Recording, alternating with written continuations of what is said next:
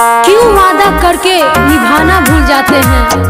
क्यों वादा करके निभाना भूल जाते हैं?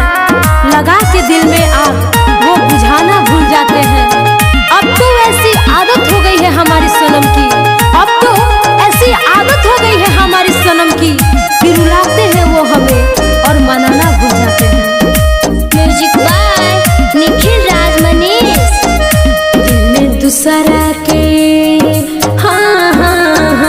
दिल में दूसरा के नाम आ जाई, दिल में दूसरा के नाम आ जाई, वादा अक्सर वो भूल जाई। दिल में दूसरा के नाम आ जाई, वादा अक्सर वो भूल जाई।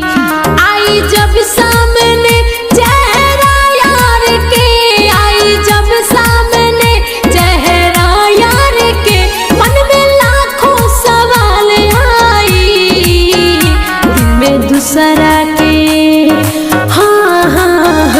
दिल में दूसरा के नाम आ जाई, वादा अक्सर वो भूल जाई। दिल में दूसरा के नाम आ जाई, वादा अक्सर वो भूल जाई।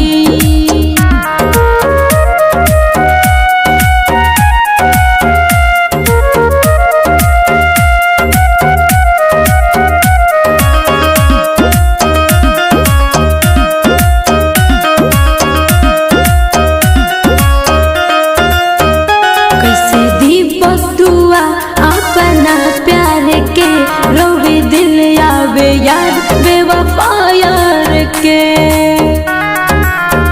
कैसे दीपक दुआ अपना प्यार के, रोवे दिल आवे याद बेवफा यार के। मन करे मर जाई खुद के मार के, मन करे मर जाई खुद के मार के, टूटल दिल कैसे चैन पाई। दिल में दूसरा के दिल में दूसरा के नाम आ जाई, वादा अक्सर वो भूल जाई।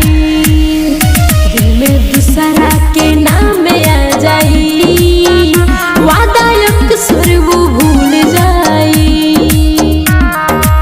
हसरत न सही नफरत न सही, इसका भी गंवारा कर लेंगे। हसरत न सही नफरत न